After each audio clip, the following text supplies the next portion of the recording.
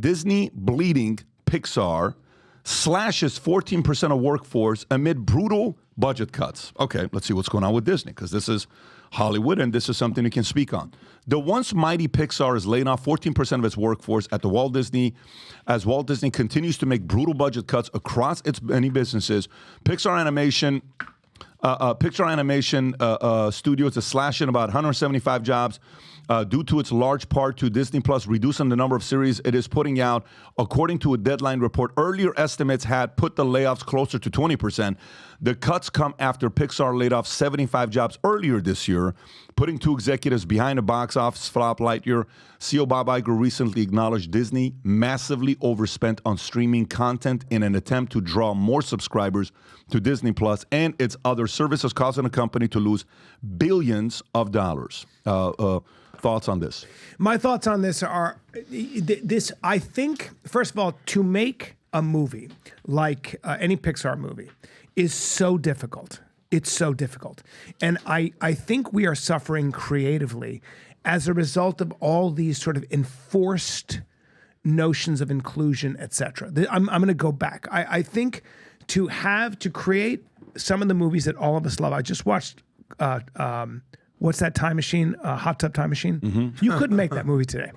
It was so irreverent, and there were so many, sort of what's the word? Triggering words and things like that. That I know that they would leave those out, and they were a huge part of the comedy.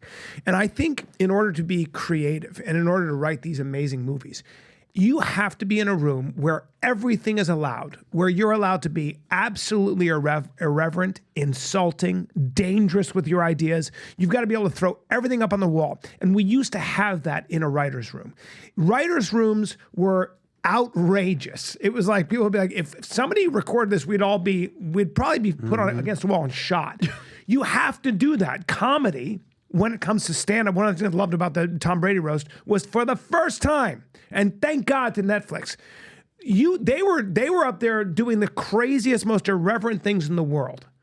And people went, oh, that works. Oh yeah, that's what it takes to be funny. Yeah. And listen, let me give you another example.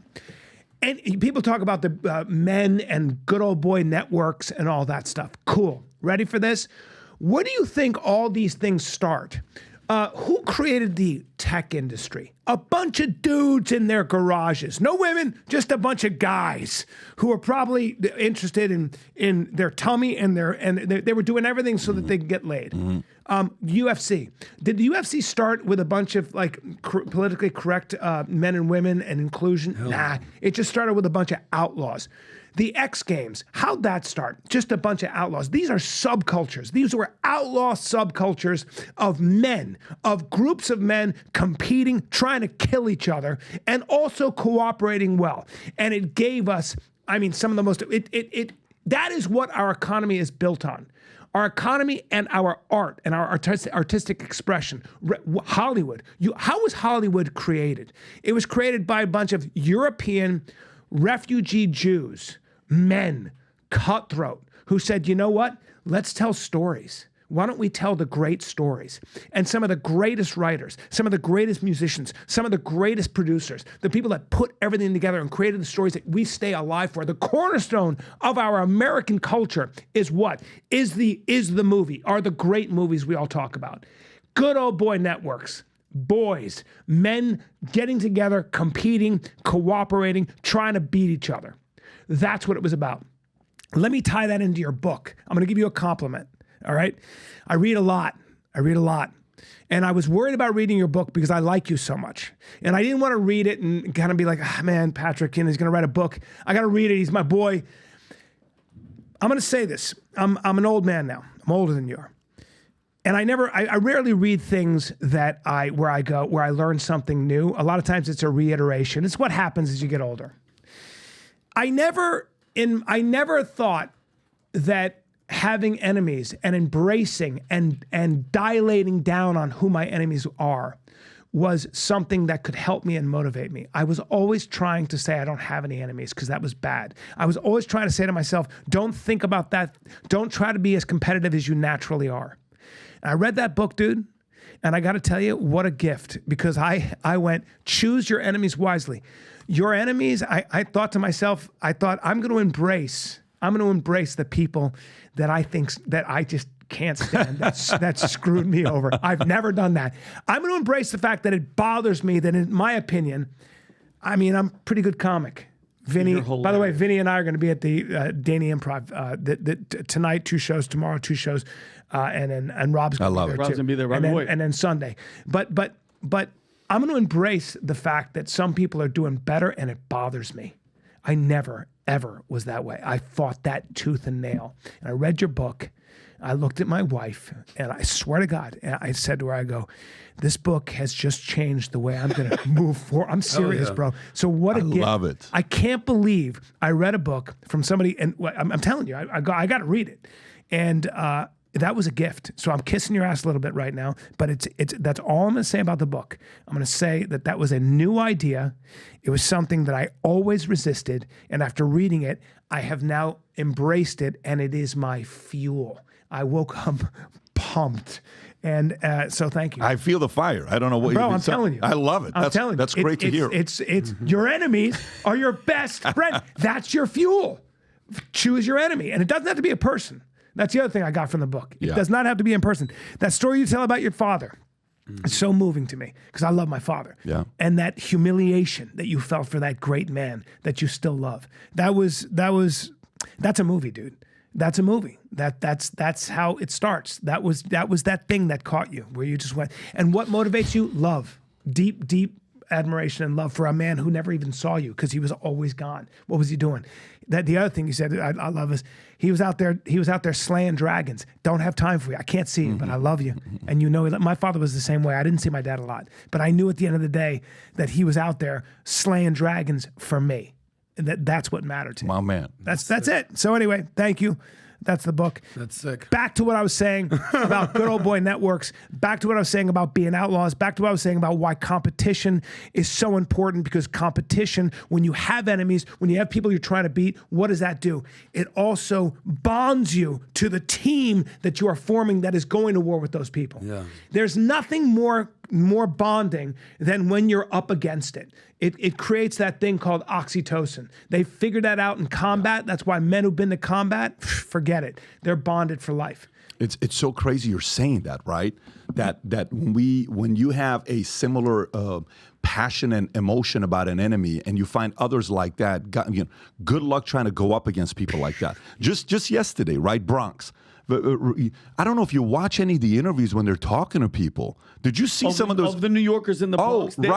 Is this the highlight? Is this what it looked like? Or is this the interview? This is just the crowd. I can play this while I look for. People don't realize New York is, I'm from New York. New York is conservative. And you got a lot of people. If they try to invade, if anybody tries to invade the United States, come through like Seattle, please.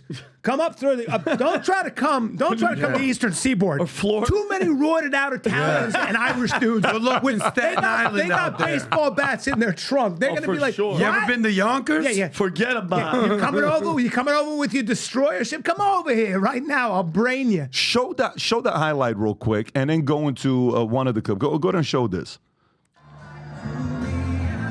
A lot of people of color, by the way. Oh, yeah. A lot of people of color. Yep. I'm having a hard time finding a white guy. Oh, there they are. Okay, there's one. There's another one. Wow, look at this. Look for white people. That's crazy. Yeah, there's one. That is white. There's a Secret Service. At least one of them is there. Yeah. Look at DJT. Chilling. But imagine that job those Secret Service. But I'm going to tell you what's wild. This is the one. Whoever's is this. So there is interviews, Rob. There's interviews where people are talking to and saying, so, hey, why are you here? Matter of fact, it's the one with the go a little lower, Rob. Go a little lower. There was, okay, right there, the pink color lady. No, one right there. Watch this. Play this. Where are you from? The Bronx, actually. I'm originally from the Bronx and from New York. I'm from the Bronx. Right here in the Bronx, New York. This is home, right here. AOC says if you're not a Democrat, you don't belong here in the Bronx. Right. What do you say? I disagree with that. I don't think she should be here in the Bronx. I actually don't know any Democrats living in the Bronx. Look, AOC, look at the tremendous support for Mr. Donald J. Trump. You need to tell her then she need to stay out the Bronx, because look at all the people around. Everybody's here for Trump. I am a Democrat. Oh, And I belong here. oh, snap. And who you vote for? They need to vote AOC Donald out. J. Trump. What has AOC done for the Bronx? She's done nothing for the Bronx. Nothing. Nothing's changed. Nothing's gotten any better. Nothing. Absolutely nothing. Let her come to the Bronx and let her come among us people that struggle. She doesn't even know what struggle is. Oh, snap. Where you Puerto from? Rican girl going crazy, See bro. what So happens? the question becomes, You why'd see you what vote her, though? happens? Why'd you vote? Adam's got a good point. Go ahead, Adam. Yeah, well, let's just see if they vote her out. But can I tie this all in? Because I'm going to pay you respect right now. You just paid him respect. This all comes that you talked about Disney. We talked about having the ability as a comic or even as a writer to try new things out, to offend people. You know, a week ago, we had Vivek on the podcast. And that was when it was going viral, when Ann Coulter was like, yeah, I wouldn't vote for you because you're a brown Indian guy. What? Ann Coulter said that? To his face. To his face. Ann. To his Because face. he's Hindu and she doesn't And you know want what a he did? non-Christian. You know what he did, bro? He goes, yeah, it's fine. I'm cool. And it made me think, Smart guy. because in that episode, we talked about a few things. One of the things that we played, we could probably play this clip, was Seinfeld getting booed as he was giving the Right. Commencement. commencement speech at Duke, I believe. And people laughed and he's getting booed. He goes, this, hey guys, life ain't easy. You know, what do the Buddhists say? 70% of life is struggle. Yeah. You gotta have a sense of humor. Take a joke. We've seen over the last decade or so, people are so soft. They get so offended also so humorless. easily. They're humorless. There's no, have a sense of humor. Why am I bringing this up to Bryan Callen? I went and I said, what are the top 100 funniest movies of all time? Do you know the last funniest movie of the top 100 that was made? Of the top 100, Yeah. Blazing Saddles, Old School, this, that, every funny movie. You know the last one that was made? What's that? You were in it, bro. 2009, The Hangover. Yeah. Check IMDb. Every movie. 1972, A Black Sheriff, The Blazing Saddles. Oh my God, The History of the World. You know, the most hilarious movies of all time. Isn't that Trading 2009? Places, By the way, Coming to America. 2009. 2009. How about What that? am I saying? Since 2010, no funny about movies that? were made. People are we can't afraid. offend. We can't have cancel culture. We're going to get canceled. Do you know what- And they're so worried, and you have to take chances. You have to take risks. It's for people to boo you and not like you, and that's what they're not willing to do now. Todd Phillips, who wrote and directed The Hangover, I don't know, a couple movies like Joker, like Old School, Bad Santa, nobody knows that. Page One Rewrite, that was his movie. A genius. Todd Phillips is a genius. And when he after The Hangover was a huge hit, you'll love this because this goes right back to choose your enemies wisely. I said to him, what motivates you, dude? What motivates? Because I was in the car with him while we were driving in Montreal to, he was setting up Due Date. So he was talking about actors and stuff. It was pretty cool to listen to him talk to the brass, you know. I said, what is it that motivates you? And he goes, revenge. Fuck these bitches. That's what he said. I go, what do you mean? I'm sorry, Todd, if I'm speaking concerned. He goes, because he was trying to get Old School 2 done. Yeah. And everybody was like, I'm busy. No. And he was like, oh, wait, you guys don't want to do the sequel to the best movie ever? Old School? last How about hilarious this, funny guys? movie? Yeah. I'll tell you what. I'm going to write a movie called The Hangover with nobody you know. I'm going to cast... I remember he called me about Zach Galifianakis. He goes, is that guy funny? I go, he's the funniest guy on the planet. He goes, his eyes make me laugh. I go, hire him. I'm not saying he hired him because of that, but I remember. So he basically said, how about I write a movie on my own, and then I'll just, with my buddy Scott, and then I'm just gonna hire a guy named Bradley Cooper. No one knew. Wow. No one knew. I'll put this guy Zach Galifianakis in there. No one knows. Wow. Ed Helm. No one knows. And then I'm gonna take no money. I'll take no money. I remember I said, how much you making? I said, well, I was shooting the movie. I go, how much you making for this? He goes, you're making more than I am. I was making like $2,000 or something. I was like, what? I was like, what? He goes, I know. I'm getting the back end. And I thought to myself, I go, you're so crazy. You're not going to get money from the back end. You're not gonna, nobody knows these people. Nobody knows anybody. It's 2007. Nobody knows them. And he was like, whatever. Wow. Sorry about the Old School 2, guys. So right back to that. That's what motivates. Wonder where Pedro is now at this point. The baby. Brian, let me ask you a question though. So it has been since 2010, Carlos. like Adam. Carlos, my bad. Carlos, My not sorry to Pedro. culture appropriate. That Adam pointed out. Okay, Carlos. do you think it's going to start to change? Because I mean, we're being optimistic that with the future being bright, or does it? Because I mean, like, think about it. If you have a funny product, Brian, we've read scripts. You read a script and it's hilarious, and yes, it's going to be art. It's going to be pushing the envelope. it has to be like an undeniable thing for Hollywood, or does a new Hollywood have to be built for us to do our own shit? No. We'll get back to it. Look, comedy and art disturbs. Comedy and art disturb. They're writing love notes. Comedy and art, they have to disturb. Good art is supposed to shake you out of your complacency. When's the first time you watched Hangover? I watched it. Did you watch it with Bradley and everybody, or when did you watch it?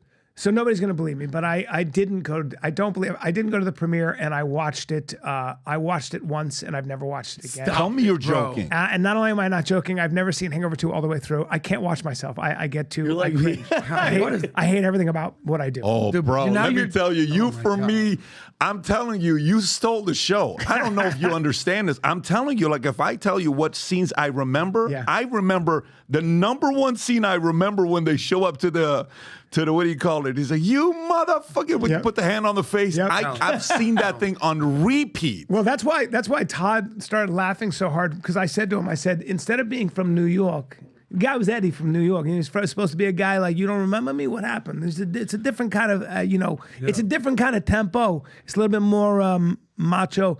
I said, dude, he owns a wedding chapel. That's an Armenian, that's a Lebanese guy, that's someone who can get you anything. I'm always selling something, you know? Brother. And I because I lived in Lebanon, I said, so in the reading, I said that. He started laughing when I even did that. He started going, do that, in the reading. So it's all of us like, that's where, we were doing all the actors and stuff like that. And when I get shot, all I did was I went, I swore in Arabic. And they all fell out. That means your mother's a whore. I got shot, and they all fell out, and that was it. Todd was like, "That's it. Do that character." So good. Yeah. Callen, you don't. When people are like, "Oh, Bryan Callen's coming," who's Bryan Callen? I'm like, I show them. Oh, I love that guy. Yep. It's such a memorable scene. But this is the reason, circling back to Disney and everything, the whole cultural appropriation. If this movie was made today, they'd be like, are you even Armenian? Well, let's ask are you that. even Lebanese? But let's ask that. Yeah. Let's ask that. So why can't you make this movie today? You can now. Yeah, I think you can. Think you can now. If it's fun. Now. Yes. But what about the past 2, 4, 5, 10 years? Because there was so much, first of all, there was so much pressure, and most importantly, please understand and remember that you could lose your livelihood, and people did. And I'll give you one example. The guy who was high up in Netflix, what he was saying was that he was using the N-word as an example of what not to say. He was saying, we cannot say this word, and he was saying the word. And he was admonishing people about the word and why you can't use the word. A black executive said he felt uncomfortable in the meeting, and that guy was fired publicly and very publicly just for saying the word, and that you shouldn't say the word. And everyone in that room knew what he was saying. So it no longer became even about the intention. It became just the word itself. That's directly out of the universities. And you see this far left, insane and destructive and frankly evil ideology that now started to permeate. That's why you started getting people to say, she's a woman, because trans women are women. You don't know that. You're just saying that because that's what you've heard, and you're aping it. You're parroting it. Was that and for that the movie started The happening. Hangover? Look, I'm going to tell you what started happening, because I have friends who are creating shows. In the writer's room, how about this? Somebody comes up with an idea. Okay, so you're a Syrian. You're from, you grew up in Iran, and you come up with an idea. Not a good idea. And I go like this, and I'm running the writer's room, and I go, that doesn't work. Let's try. Well, guess what? Sorry, that's my experience. That's my lived experience. It's my lived experience, and you just devalued my lived experience. So it is going to go in, and if it doesn't go in, I'm going to stage a protest. This was what writers were having to deal with. There's no way that's what. Brother, I'm telling you, I have friends who told me, I know a friend who's a big time. Can you imagine? I'd be This was the story. This was a story that came out from a very, very well-known a friend of mine who's created a lot of shows, and he goes, "Dude, I got to be careful in the room. I can't even tell these people that are hired. These people are just all hired there. They have no track record at all. But remember what they were doing. What is DEI? They were enforcing what you do is you just put people in. That's what you do. You have to enforce that. You have to enforce equality. It's not equality of what? It's not equality of opportunity. It's equality of outcome. Right? Yeah. So you said when is it gonna happen again? We're gonna have to see it in the theaters. You talked about The Hangover, the opening scene or whatever, when he goes paging doctor. Yeah. Starts with an F. Imagine saying that. But so, you know what? When we'll actually get.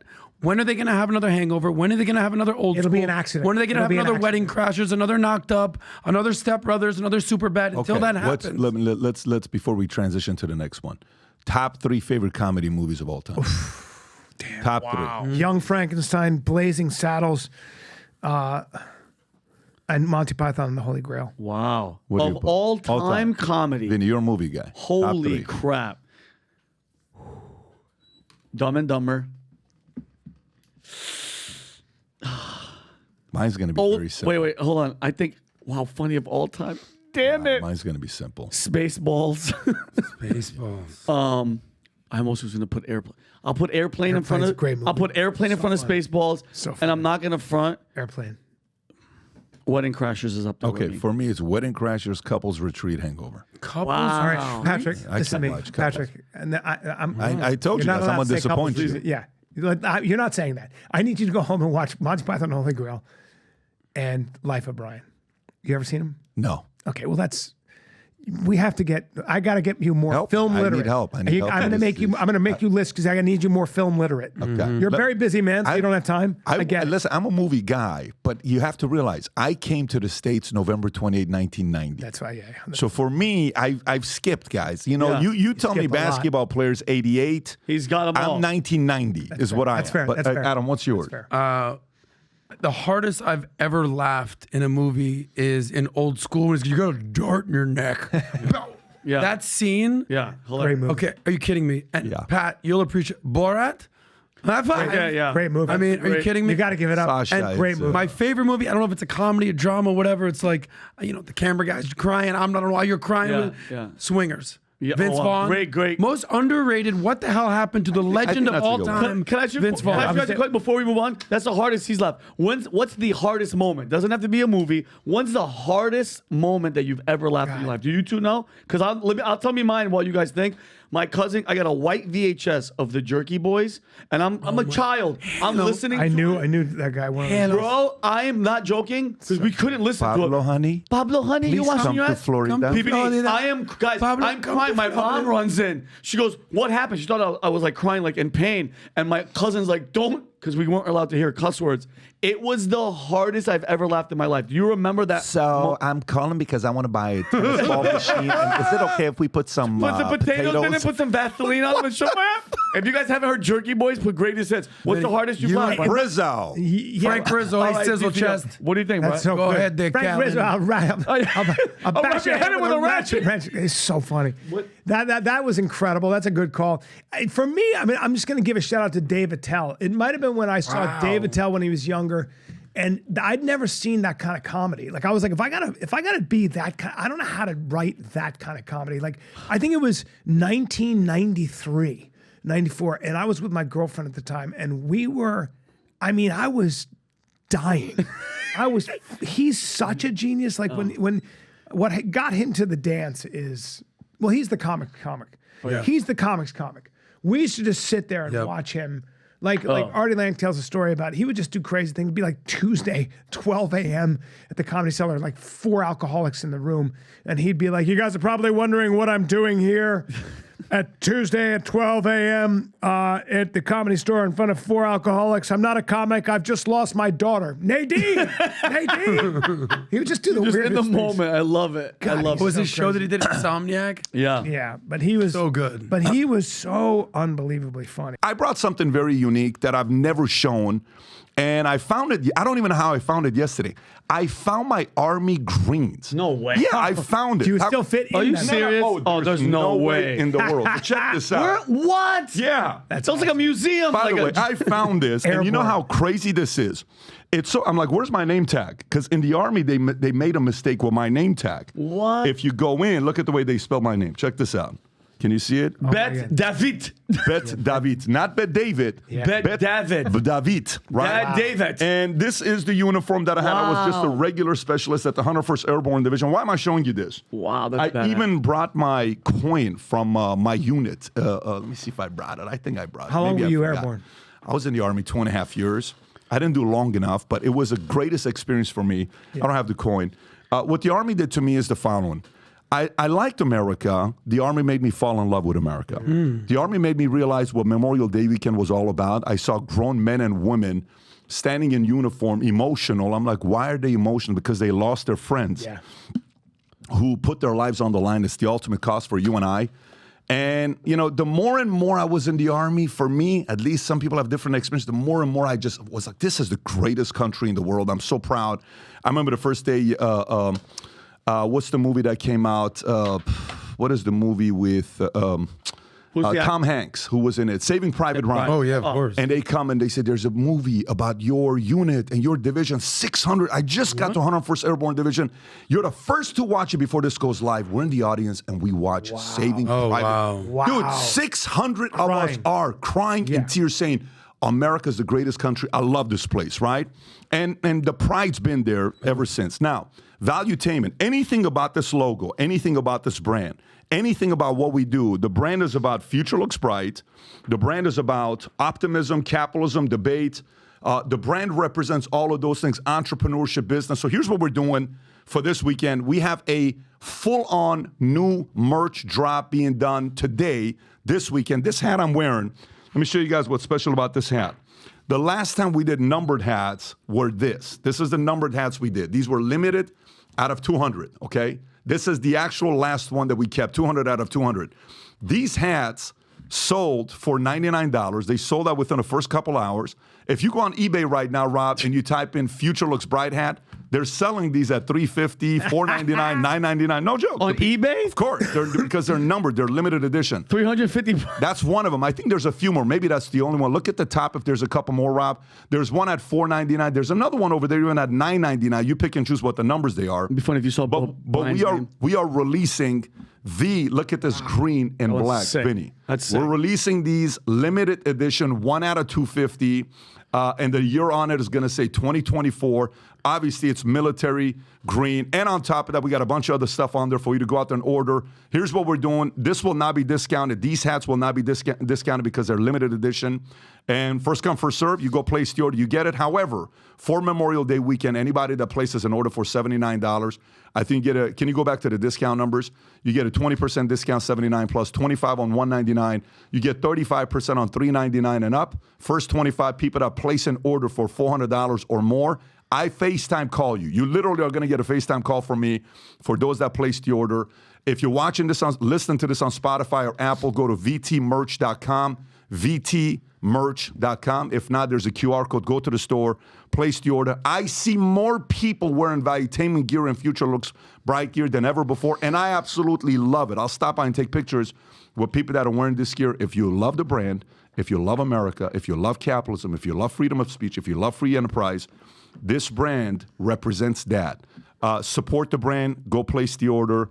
Looking forward to seeing you guys, sport the gear and represent this in the marketplace. Anyways, happy Memorial Day weekend. So if you like this clip and you want to watch another one, click right here. And if you want to watch the entire podcast, click right here.